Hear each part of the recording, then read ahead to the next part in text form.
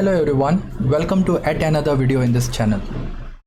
In our previous video, we did see how we can use SST to build a basic serverless API. In this video, we will see much deeper. We will build an end-to-end OTP system using AWS Serverless. So before we deep dive into building this system, let's try to understand the architecture. So consider that you would have some kind of a UI which would take in the email in a text box, and you would have a button to generate an OTP. So we will not be building an UI in this case, but this would help us to visualize how the system will look. So once the user clicks on the button to get the OTP, the UI will make a call to an API gateway which would be responsible for routing the request through the respective Lambda APIs that we will be building. So we will be having two Lambda functions here, one for generating the OTP, another for verifying the OTP. Both these Lambda APIs will be interacting with the DynamoDB table, which would be responsible for storing the session and the OTP. We will also be making use of DynamoDB Streams. That is, whenever there is any kind of an insertion that is made into the DynamoDB, it will trigger an Lambda API which would be responsible for sending an email to the user along with the OTP. So this is the system that we will be building in this video. So without wasting much time, let's get started. First, we will go on to our terminal and create an SST project from their base template. So for that, we can use npx create-sst@latest, providing the template and the name of our application. That would be OTP-system-serverless in this case. So once you execute this command, it will bootstrap the project for us along with the necessary files and libraries, which includes SST and CDK. We did see what SST is in our previous video. In this video, we will be seeing much more into it. Okay, so let's navigate to the directory and run npm install. This npm install will bring in all the necessary libraries that are needed for us to build this application. In addition to the basic libraries, we will also be adding few Delta libraries which will help us interact with the AWS services as necessary.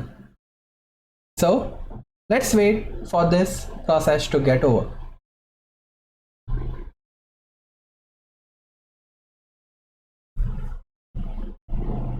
Alright, so we do have the npm install command successfully completing.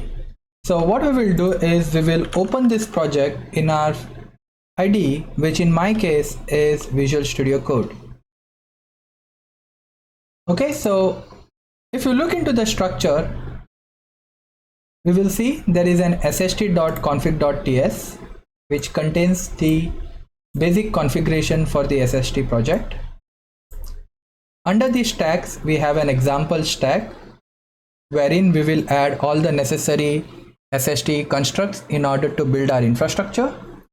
And within the packages, we do have two folders, core, which has its own package.json, and functions, which has its own package.json. Okay, so all the Lambda APIs that we build will reside under this functions folder, and any kind of a core operations or core business logic that needs to be shared among, we can add it within the core folder. Okay, so the first thing that we need to do once we set up this SST is go to the sst.config.ts and ensure to change the region if you are interested in deploying your application to some other region apart from US East 1. In my case, I would want my application to be deployed in AP South 1, which is Mumbai. Also, you will notice that it has an example stack.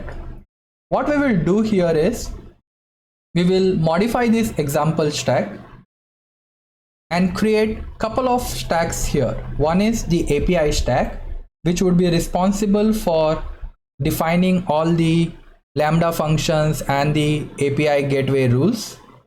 And then another stack being the storage stack, which would be responsible for provisioning the DynamoDB table that is needed and configuring the consumers for that. Okay, so what we will do first is let's go and rename this file. I will call it as API stack.ts. Similarly, I will copy this, duplicate it, and create another stack called storage stack.ts. So within those files, let's even rename the function name. So this I will name as storage stack, and similarly within the API stack I will rename it as API stack. Alright, so once we have renamed those, we can go to the sst.config and bring in our other stack as well. Okay, so the other stack was the storage stack. Okay, so once we have both the stacks mentioned, now we can go ahead and add respective stacks. So before we go and add our code within those stacks, let us try to understand SST constructs. If you go to the SST site, you have an option called constructs. These constructs are of different types. You have core constructs, you have API constructs, database constructs, and so on. So we will be using few of these constructs in this video, such as the parameter store, the table for the database, etc. So what does this construct do is it provides an easy way to interact with the services, and at the same time it allows us to extend the CDK library.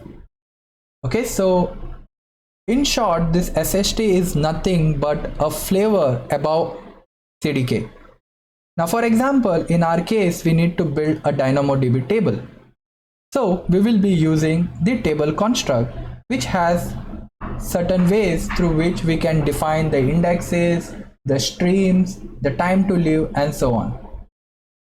At the same time, you see that it has certain defaults as the behavior, such as the on-demand capacity to make it perfectly serverless, it enables point-in-time recovery, and so on. Another important part that you need to be aware about is when you remove the stack within SST, stateful services like DynamoDB database, the S3 won't be deleted by default. This is done so as to prevent any accidental delete to your infrastructure should not result in losing of the data. But for environments such as development, we would want to delete these services as well. So in our case, we will be extending our configuration to let SST know that if the environment is not related to production, it needs to go ahead and destroy these services. Okay, so let's dive into the code now. So we are within this storage stack. So what we will do first is we will be creating a table from the table construct. In order to do so, we'll create a table which will be from table from SST constructs. As you see, we have multiple tables, but please select the SST constructs. This takes the scope, which is stack in our case. The ID, we will call this as OTP, and the props.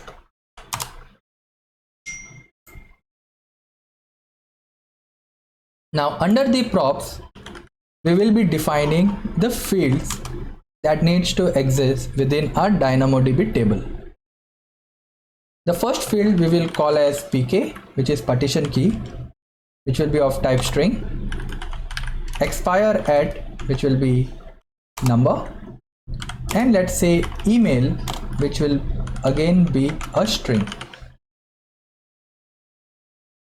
In addition to this, we will define the primary index, which are in our case is the PK field. We are not using a range key here or a sort key along with for the primary index. So just our partition key will be our primary index. In case you want to define partition key and a sort key together to form a primary index, you could supply the field known as a sort key in your definition. In our case, it's just the partition key. Also, we noticed in our diagram is that whenever there is any kind of a data inserted into the DynamoDB, we want to enable streams, which would trigger a specific Lambda APIs. So let us work on this streams. Now there are different types within the stream on what information needs to be made available to your Lambda function. For example, just the new changes, or the old changes and the new changes, or just the keys. So there are different variants on how this can be configured. So we will go back to our code, enable the stream. So, and as you can see here, the values supported are keys only, new and old, new and old. We will just need the new image or the new values to be made available. At the same time, we will also configure the TTL attribute, that is the time to live, and that attribute will be expire at. Now what does this field indicate is that if we have a time to live set on a given column, then the AWS will be cleaning up those entries for us once the time to live is set or met.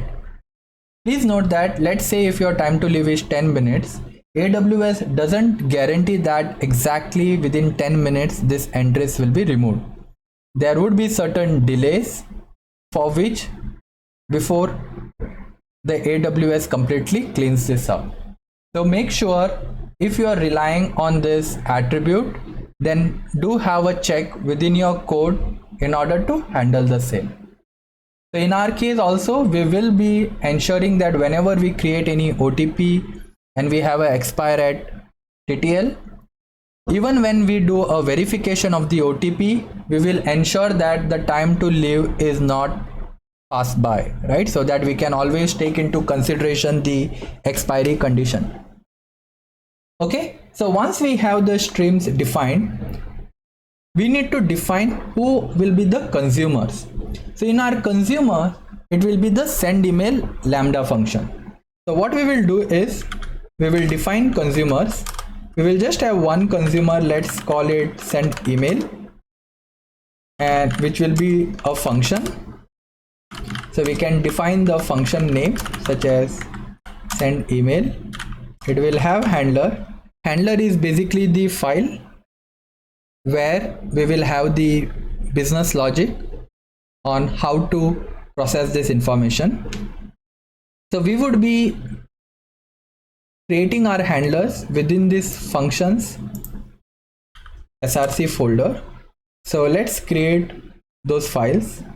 We will have send email.ts. Similarly, we'll have generate otp.ts and verify otp.ts. So basically we have three functions here, and within this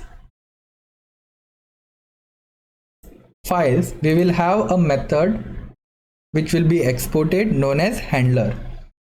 Hence our handler definition here would be the path towards that file and the method. So it will be packages slash functions src send email dot handler. So send email is the file name and handler will be the exported method within this file. We will also define timeout, which is 10 seconds. We can define the environment variable. So let's say we have environment variables called from address, which will be the email through which we will be sending out the email. And this lambda function needs permissions to access the simple email service in AWS. So we can define the permissions using the permissions field and mentioning the service name, which is SES in our case. In addition, we could also define the memory size. Let's say we want 128 MB for our lambda function. One thing we need to know with streams is that whether there is an insert, update or delete on the DynamoDB table, it will trigger the events. We want to send email only when there is a insert onto the DynamoDB table. For rest of the operation, we are not interested in sending an email. And that's correct, right? Because whenever there is a new OTP generated, we will insert it into the DynamoDB table, and at that juncture, it needs to send an email to the users. So rather than handling those event types in this send email, what we can do is we can restrict it right at this level to indicate that only send out the insert events to this send email API. Okay, so in order to do that, we will need to define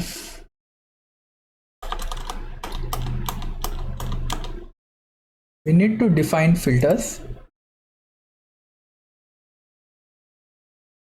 Okay, so filters, it will be an array. Within that, we say that only if the event name is insert, send or invoke the trigger. Okay, so in addition to this, we would also want to extend the CDK.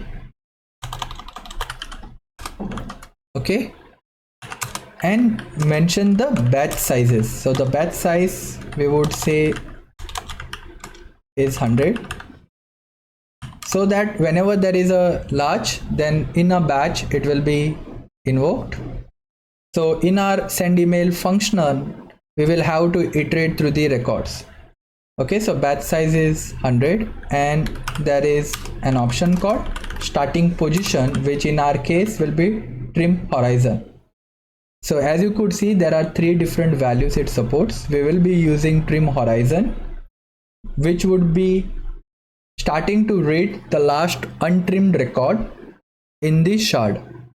Okay, and it will be the most oldest record in the shard. So you can define how you want it. So in our case, we will be using a trim horizon. All right, so once we have this in place,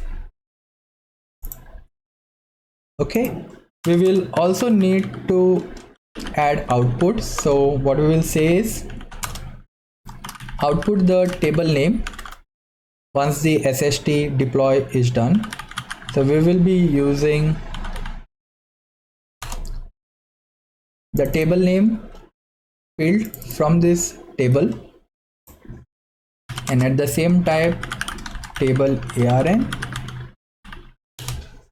Okay, and we want to make use of this stack in another stack. Like we would want to use this table and bind it to the APIs in the API stack.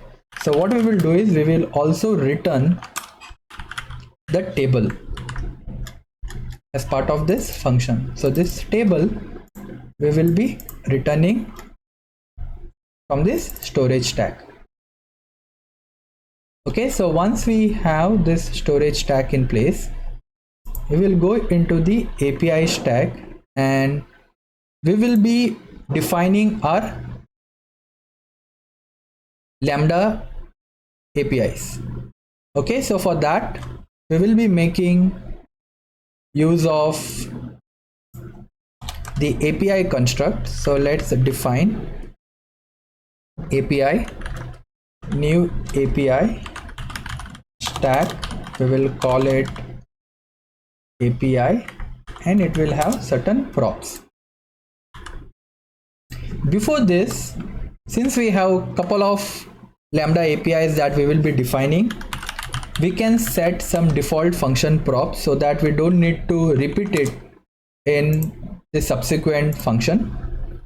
So we will say that the memory size should be 128 MB, and at the same time we will also be defining certain more features like architecture being ARM64, the runtime being the Node.js 18, and log retention to be 1 day.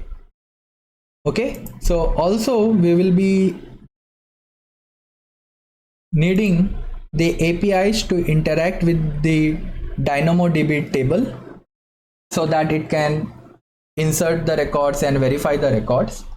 For that, we will be first bringing in the table that was exported from storage stacks. In order to do that, we will be defining table, we will be taking out table, and we will be using the use construct and provide the stack. So in this case, we are telling use the use construct from the storage stack, return me the table that was returned. Now this table we can bind to our APIs. Either you can do in subsequent APIs, or you could also bind it right away here. So what we will do is we will look into this in some time. Okay, so first let's define our routes. Okay, so routes, the first route will be post OTP/generate. Okay, it is type function, and then we have a function. Okay,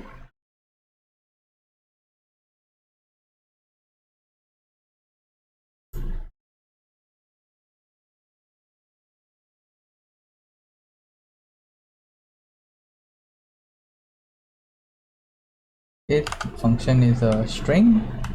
We have function, the function name will be generate OTP, handler will be packages slash function slash src generate OTP dot handler,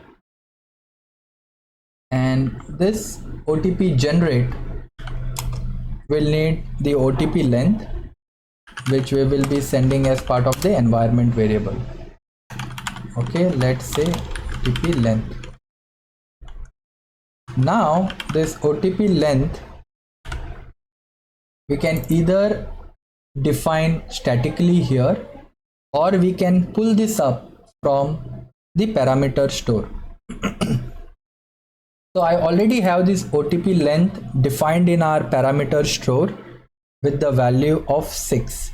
So in order to say that, we can go back to the console, systems manager, parameter store, and you see I have a parameter name called OTP length whose value is 6. In order to use this, we can make use of the CDK library, and we could say constant OTP length. We can make use of string parameter You can see that is from ssm in cdk lib dot value from string parameter stack and the parameter name, which is OTP length. So with this, we have the first method OTP generate, and as I said, we want it to talk to our database, so we will provide this table within the bind array. So what this will do is it will make this table's definition available to this method. At the same time, it will also create the necessary permissions for this Lambda API to talk to this table. Okay, similarly, what I will do is I will copy this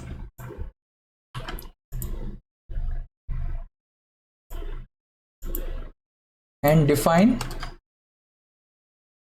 the next API, that is OTP/verify.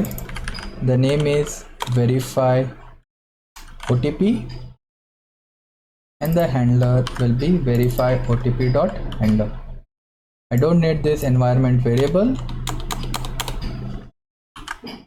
Okay, so with this I have my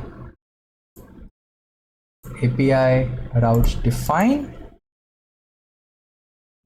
What I can do is to this stack I can add outputs wherein I tell it that please output the API URL onto the console,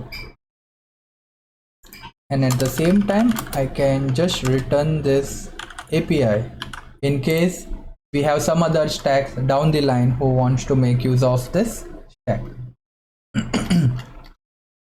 Okay, so with this we have defined the API stack, we have defined the storage stack. So we will go now to the generate OTP and just create this skeleton. Okay, so in order to create the skeleton, what we will do is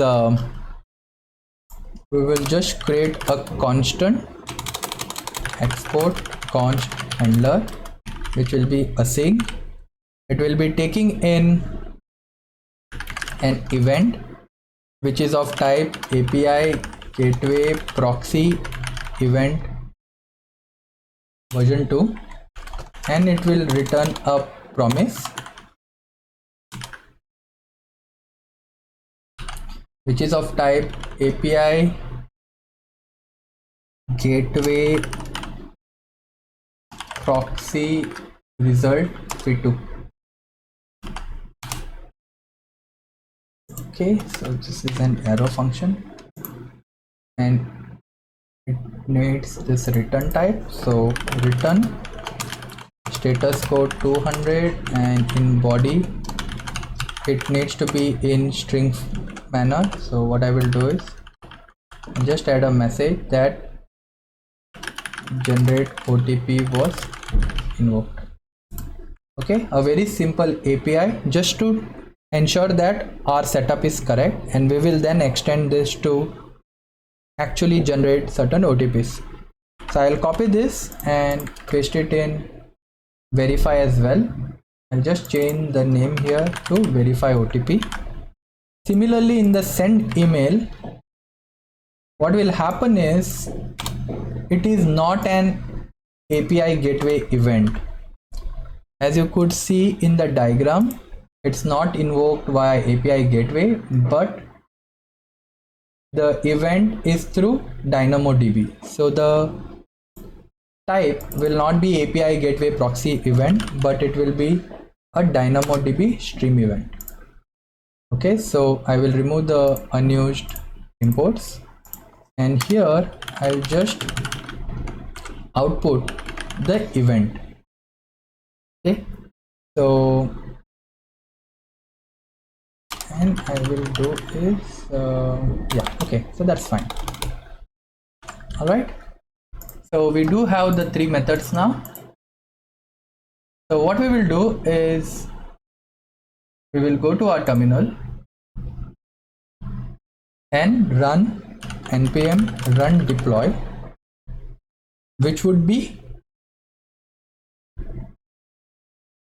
creating this stack. So before we do that, in the beginning I did mention that stateful services like DynamoDB S3 won't be deleted if we do an removal of the stack in order to prevent any loss of data. But since we are working with the dev environment here, I would want those services to be deleted as part of the remove stack operation. So in order to do that, we can go to the SST config, and here we can handle that if the app.stage is not equal to prod, that is anything apart from prod, I want to set the removal policy to destroy. Okay, otherwise it will be retained. If it is a prod, it will be retained, but anything outside of prod, it will be destroyed. So now when I go and do an npm run deploy, it asks me what should be the stage name. I will say the stage name should be dev. Okay, so as we can see here, there is some error. It says that it could not find the security token. Okay, so we need to ensure that we have the necessary credentials being sourced. So I am using different profiles for different account. So I have a profile created as CB. So I will instruct the SST to use this profile in order to deploy, which will ensure it gets the respective credentials. Okay, so I do npm run deploy. As you can see, now it has begun. You see the app is OTP System Serverless, the stage, the region, and the account. As you see here, it is building the respective stacks. So we had couple of stacks, storage stacks and API stack. It will be creating those stacks internally. So what it does is internally it may be using a cloud formation, etc., in order to provision this services for us. Okay, so this takes in certain time. What we will do is, once this is complete, let's go into the AWS console and verify all the necessary permissions and the setup is done, so that it allows us to go ahead and build on the functionalities for the 3 methods that we have defined. Okay, so this should be pretty quick. It may take less than a minute or so in order to provision this infrastructure. As you could see here, the storage stack is complete, the IAM roles, etc., has been created, and now it is creating the APIs, the log groups, the Lambda, etc. So once this is complete, it will output the details that we have asked it to output, such as the table name, the table ARN, and the endpoint URL. Okay, so I think it should be almost done. So while this takes place, what we will do is, let's go and verify everything is created. Okay, it's done. It's saying it's deployed. You see there is a table name, and if you notice the table name, it creates with certain combinations. The first one is the stage, the second one is the app name, and the third one is the table. So if you run this for different stage, you can be assured that the name of your table will be different, because it takes a combination of various field values in order to build the table. And at the same time, this is the endpoint that we can use in order to invoke our APIs. So let's go on to our services. Let's first look into the Lambda. As you can see, We have send email, generate OTP, and verify OTP. Okay, so these three things are created for us. If you go to the DynamoDB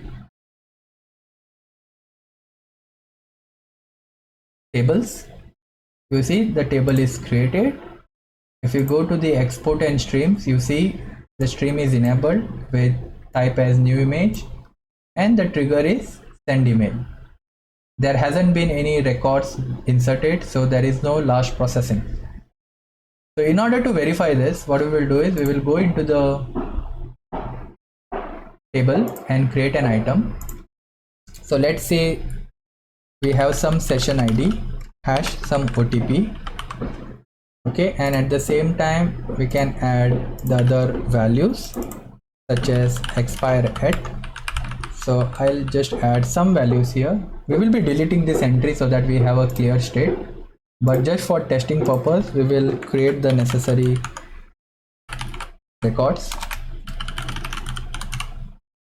Once we create an item, it should basically trigger an event and invoke the send email functionality.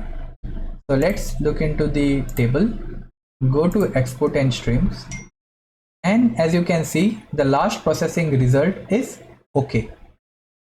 So in order to verify that it actually invoked, what we can do is we can go to the CloudWatch logs and verify the same.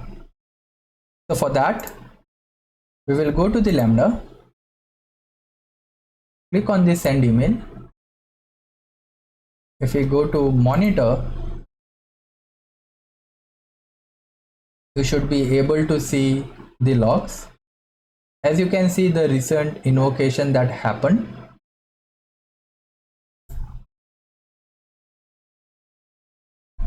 Okay, so what you can do is let's open it in CloudWatch logs. I'll open the latest stream, and as you can see here, this is the latest one, that is 14 November 4:30 p.m. You could see we have received an insert event from the database. The values will be coming in this DynamoDB keys, which is of type object. If we had printed out this DynamoDB object, if we had converted into a JSON string, we would be able to see those necessary records. Okay, so with this what we ensure is that at least the streams and the APIs are getting triggered. At the same time we can also ensure that our generate and verify OTP methods are working fine. So what we'll do is we'll capture this endpoint, go to the Thunder client. You can use Postman or Insomnia if you wish to, but I'm using the Thunder client plugin within VS Code. So the name of our method or the path was OTP generate. It was of type post. It will be taking content type as application JSON, and in the body currently we are not taking anything, but down the line we will be using this. So let's create it and keep, and we will click on send. If everything is good, you will notice you have a successful response saying generate OTP was invoked. Similarly, we will be having OTP verify. We do a send, we see verify OTP was invoked. So with this we have all the prerequisite foundation being built. So now let's go and build our actual business logic for the 3 Lambda functions. First, what we will do is we will go to the generate OTP. In order to generate an OTP, this function will need to talk to the DynamoDB table in order to add those entries. So for that we will need to bring in certain libraries from AWS. We will be using the AWS SDK version 3. One thing to note is if you are using the latest Node.js runtime, that is 18, and the SDK 3, it is pre-packaged within the Lambda layer, so you need not again package it within your functions. But in order to aid the development, what we will do is we will add these libraries as a dev dependency so that it's not packaged in our final product. Because when it runs within the AWS runtime, those SDK libraries will be made available through the Lambda layers that comes within the Lambda runtime. Okay, so the first thing what we will do is we will go inside these functions, okay, and we will install UUID package because we need to generate session ID. So we'll install UUID, and at the same time we will install AWS SDK client SES, which is for simple email service, the client DynamoDB and libDynamoDB, and at the same time I will also add the UUID type since we are working with TypeScript and we would want those functionality within our ID. Okay, now we have this packages installed. We can go and verify it in the package.json within the functions folder. We can see all those necessary dev dependencies being added. Great. So now let's go to generate OTP and bring in those libraries. Okay, so in the interest of time, what I will do is I will copy paste those imports and I will explain it step by step. So we are bringing in here the DynamoDB client and the DynamoDB document client from the respective libraries. Okay, and at the same time we will also bring in the v4, okay, from UUID package. Once we have this, let's create the client from the DynamoDB client. It won't take any props, and we will create document DynamoDB document client from this client. Okay, it's not a new, right? It's not a constructor. Okay, all right. And now within the handler, we will implement. The first thing what we will check is there should be something within our body within this event object. If it's not there, what we will do is we will return status code as 500 and body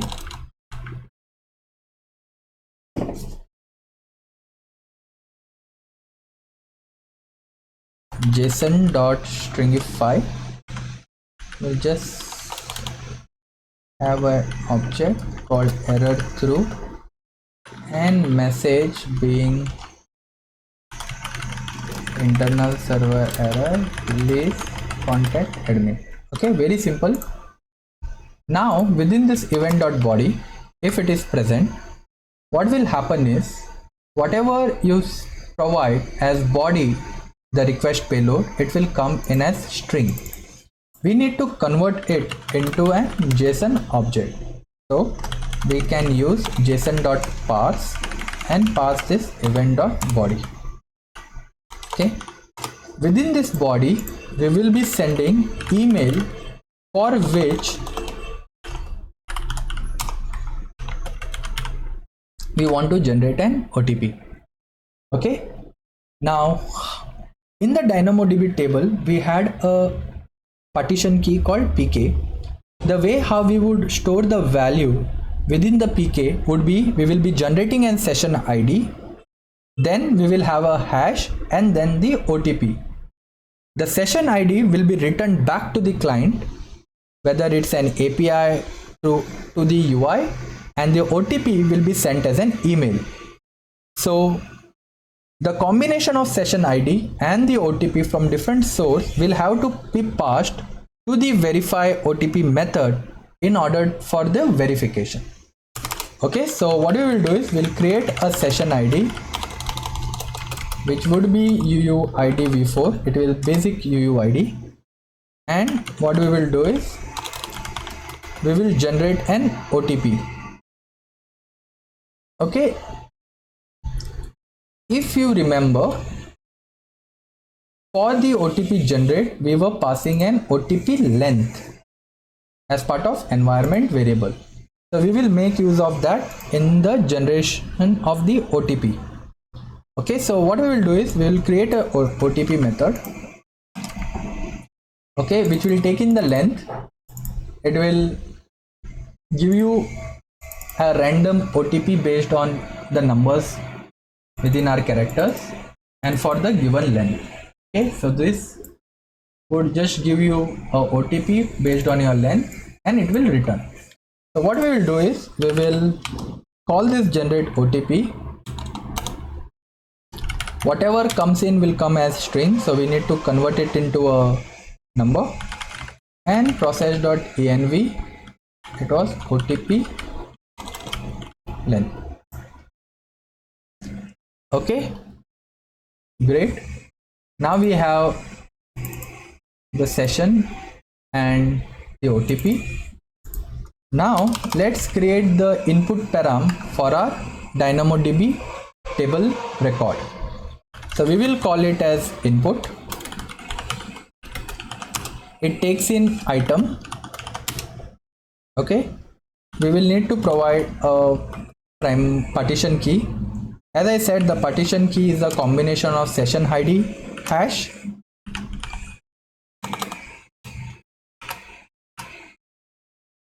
OTP expire at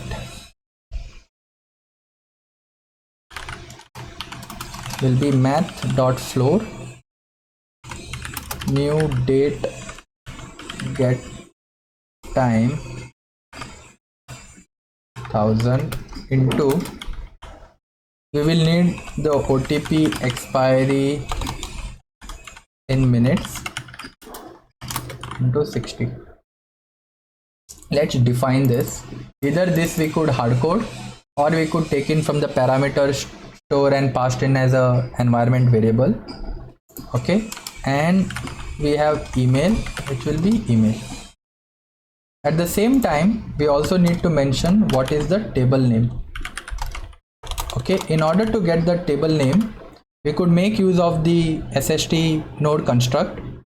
So you can bring in table from the SST node table dot OTP dot table name. So this is the benefit of using SST, as you could see that all those things are binded together so that it becomes easier. Okay, now let's define this expiry time here. I will make it 10 minutes. Okay, and just have it as const. Okay, so now we have the input. The next steps are very simple. We'll just create a command which is new put command, pass this input, and the response will be await document client send this command. Okay, so we will return status code 201 body json.stringify as we saw. We will pass in session ID and response. Basically we don't need to send the response, but just so that we know that it was successful, we'll just pass the response. Okay, great. So with this we have generate OTP ready. Let's work on the verify OTP. So for the verify OTP also same thing. What we will do is we'll just bring in all the imports from here. Basically I think we can copy all this, bring it here. Okay, and within the implementation it's the same thing what we need to do. If event.body okay, and otherwise you just need to give this. Okay, so All right, all our implementation now will go under event.body. So same thing, const body, we need to first parse the string into an object. For this method, we will be sending session ID and OTP as part of the request payload. Okay. So if the session ID and OTP is not provided, we would want to send an error saying required fields not found with status code 422.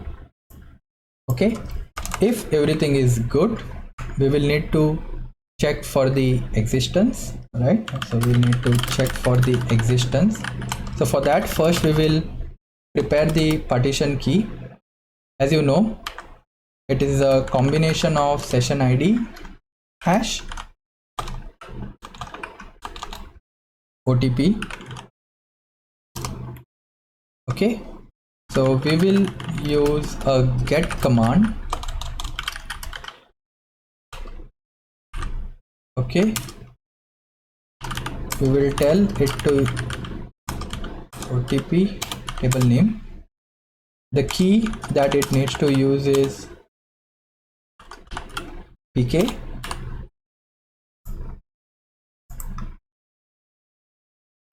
Okay, and we will have the response await document client dot send command. Okay, now what can happen is this response for the given partition key, either it can return an item or it may not return an item.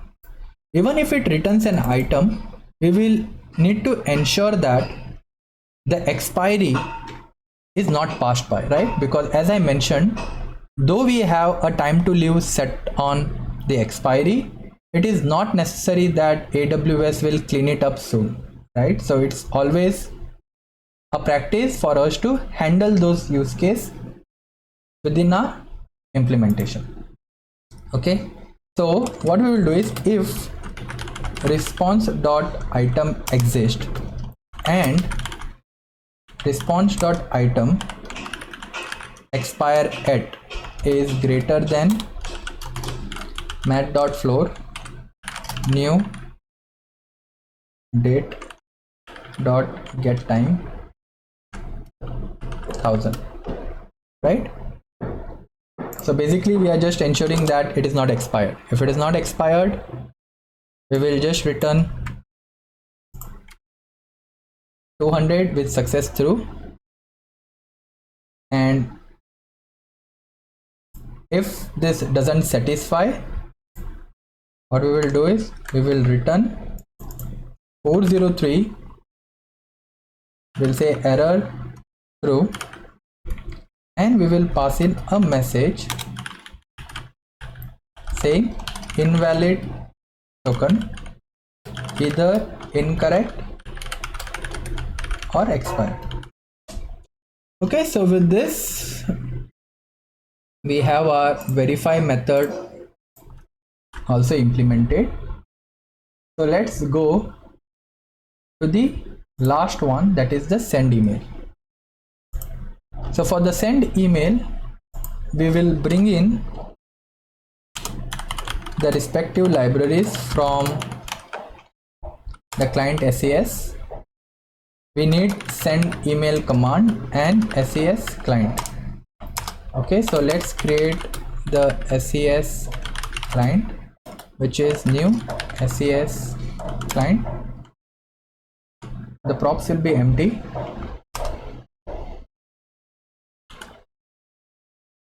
As you know, we had configured this to be a batch, right? So within this event, we will have multiple records for which we need to send an email. So we will need to iterate through each of those records and send email for each of the entries that we receive. Since we had already filtered that the insert, we will only get the insert commands, we don't need to handle that in this case. Okay, so before that, what we will do is we will build the method to send an email. Okay, so I'll just copy it here. So here we have a create send email command which takes in two address and the OTP. It constructs an HTML body, uses this OTP within that body, and then calls in send email command, which has a destination, the message, which is HTML body, the subject, and the source which is the from address. Okay, so now within this handler we need to iterate. Okay, so we need to iterate through the record. So we could do for const record in event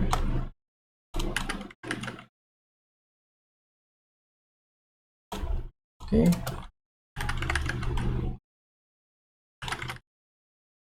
event dot records. Okay, for each of this what we will do is if record dot DynamoDB, it will have new image pk, which is string. If this is present, okay, get the pk value, so that will be record dot DynamoDB dot new image dot pk.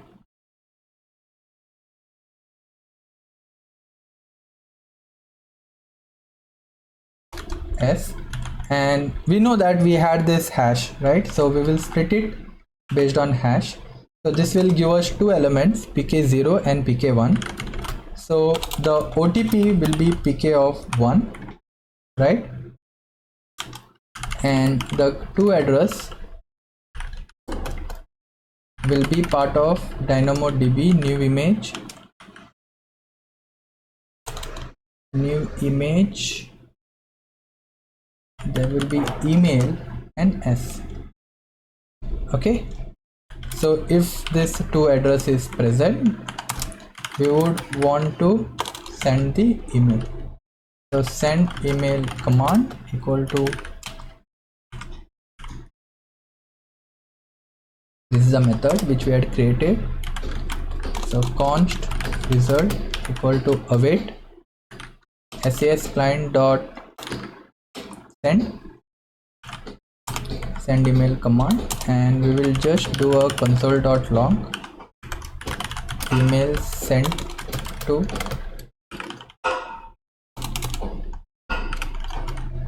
address, and we will just dump the response as well.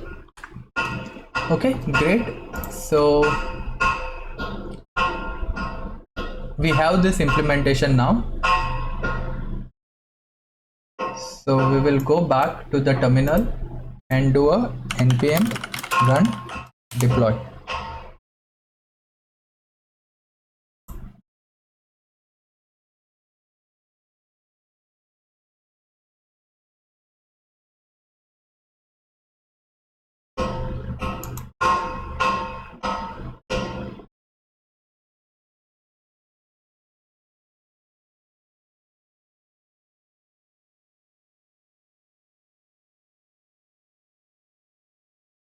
Okay, so this should be pretty quick.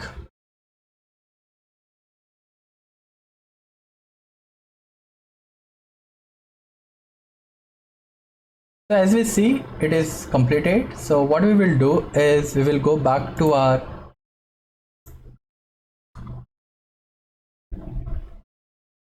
AWS console.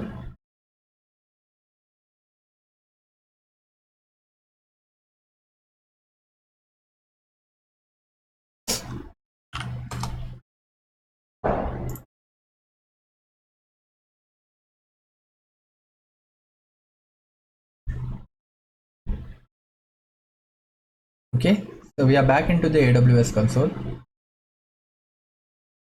We'll go to the DynamoDB.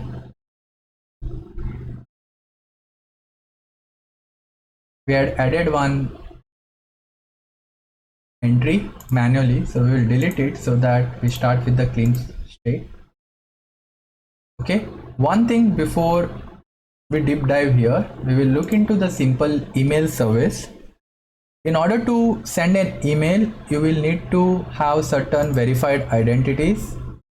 So basically you need to add the emails and verify them before you can send an email, because AWS provides you a sandbox account and it needs to ensure that you don't spam anyone.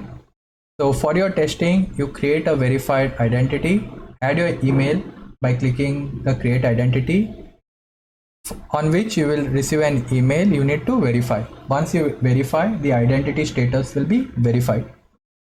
Okay, so this is one of those settings that you need to take care of before your method or your Lambda can send an email.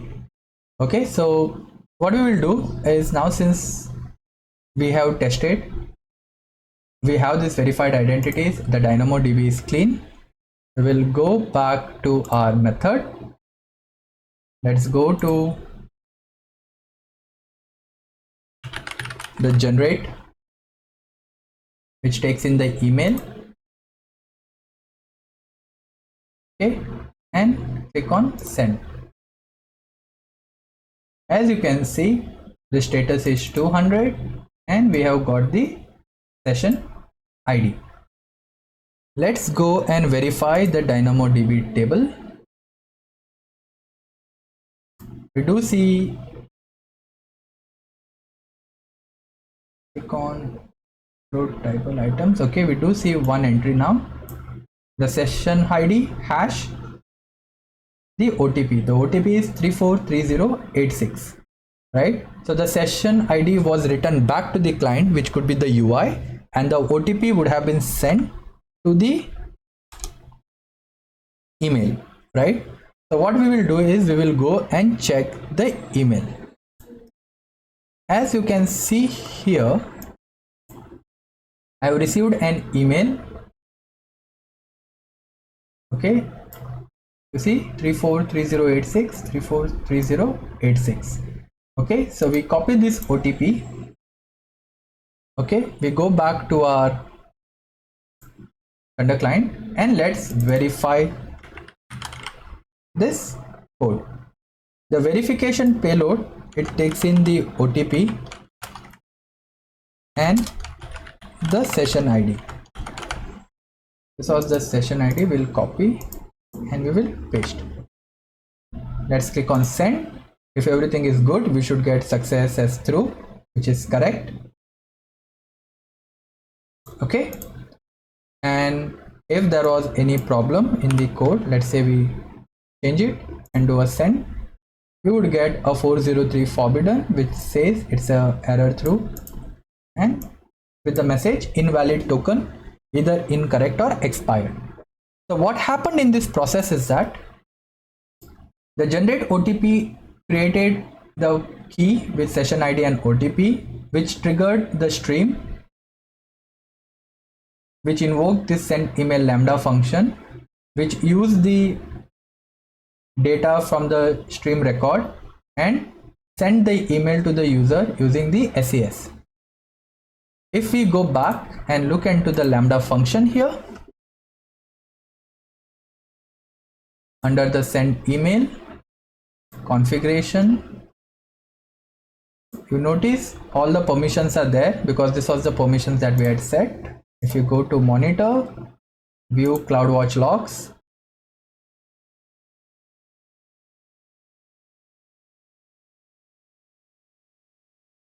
open the latest stream, and as you can see here, this was the record, array of records. Since we had just one, we just had one, and then there is a response that we had logged which said email sent to so and so, and this was the response coming in from the SAS client. Okay, so basically we have our entire thing functioning here. Also, if we look at the size of our lambda function, it is pretty small, 120.6, 122.1 and so on, right? This is because we need not have to package the AWS SDK within our code, because with the Node.js 18 runtime, these packages are baked in as layers, thereby reducing this size. Because of this, what will happen is the cold start time will be pretty much reduced and your APIs will be fast. If we look into the generate OTP method, let's say, and if you look at the time, it took around 719 milliseconds. The memory use was 74, and you see it was 128. So basically you will need to fine tune your method, the lambda, to find what would be the best configuration of memory size, etc. Because more the memory size, what will happen is the more CPU cores will be allocated, and hence the duration will be reduced. Okay, so please note that you will have to fine tune your configuration to see what best suits your needs. Okay, so the last thing that I want to cover as part of this video is how easy it is to associate a custom domain. So in order to associate a custom domain with your API, you can go back to your API stack, and within your API construct, you could just give a custom domain. I already have a domain aws.durgadas.in, which is managed by Route 53. So what I will do is I will give a subdomain to it, like api.aws.durgadas.in, and in the outputs I will also tell it to output it. Okay, so all right, and once done, I can do a npm run deploy.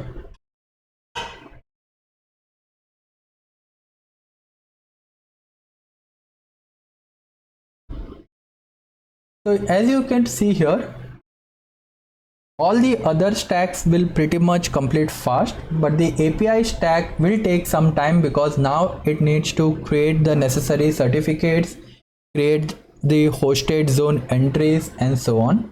This takes quite some time. It might take around 2 to 4 minutes if this is the first time that you are creating. Subsequent requests will be faster. Okay, so while this is being created, I would request you all to subscribe to my channel, like and share this video, so that more and more people could benefit out from the knowledge that I try to share. This is the best I can expect from all of you, is to provide a quick support by helping me out, pass this video to more and more people. Okay, so while this gets created, we will pause in this video and come back once this is complete. All right, so as you can see here, we do have the stack deployed. We have the custom domain URL. So what I'll do is I'll take in this URL now.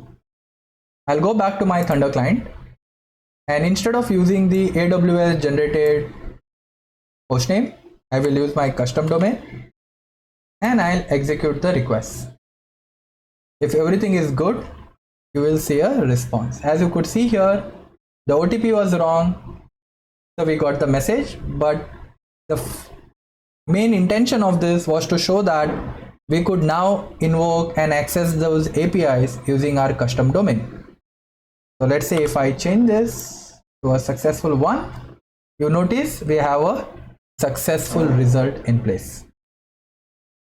Now since we have everything in place, and let's say we want to delete our stack, it's as simple as just running npm run remove. So what the npm run remove will do is it will invoke the sht's remove command, and it will delete all those necessary services and resources that was created as part of the stack. We had a couple of stacks here, API stack and storage stack. So the API stack will be deleted first and then the storage stack. By default, as we discussed, stateful services like DynamoDB S3 won't be deleted, so that even if there is some kind of accidental delete, the data is not lost. But since this is a embed environment like dev, we had added an additional overridden logic which says that if the stage is not equal to prod, then we would want the default policy to be destroyed. So in this case, even our DynamoDB tables will be deleted as part of the remove stack command. The certificates, the Route 53 and the hosted zone takes in quite some time as compared to rest of the services. So please keep in mind, the moment you have a custom domain and certificate, your process might extend from almost 2 to 4 minutes. Okay, so we will wait for this, and once this is done, we will go and see the final state in our AWS console. As you could see here, I think the API stacks, the lambdas were deleted. So we can go to our console, look into the lambda functions, and if we refresh, we see that the generate OTP and verify OTP is deleted, but the send email is still there because this send email consumer was created as part of the storage stack. If you notice, it was a consumer in our storage stack. So the moment the storage stack gets deleted, the send email function will also be removed. So let's wait for this to complete. Alright, so now the certificates are deleted, and as you could see here, the storage stack deletion is in progress. So the policies, the handlers, etc. are being deleted. So if we go back to our method and if we refresh now, the send email is done, is gone. Similarly, if we go to the DynamoDB tables, we see the status as deleting, and in some time we should see this deleted. And as you could see, all our resources that were provisioned are removed. And with this, we have come to a conclusion of this video. If this was helpful, please do subscribe to the channel, like and comment. All this source code will be made available in the GitHub repositories and will be mentioned in the description. So you could go to my GitHub repositories. I am Durgadas OTP System Serverless, wherein you will find all the code so that you can reference while building out on your local machine. So that's all I wanted to share as part of this video. I will see you in the next one. Until then, happy learning.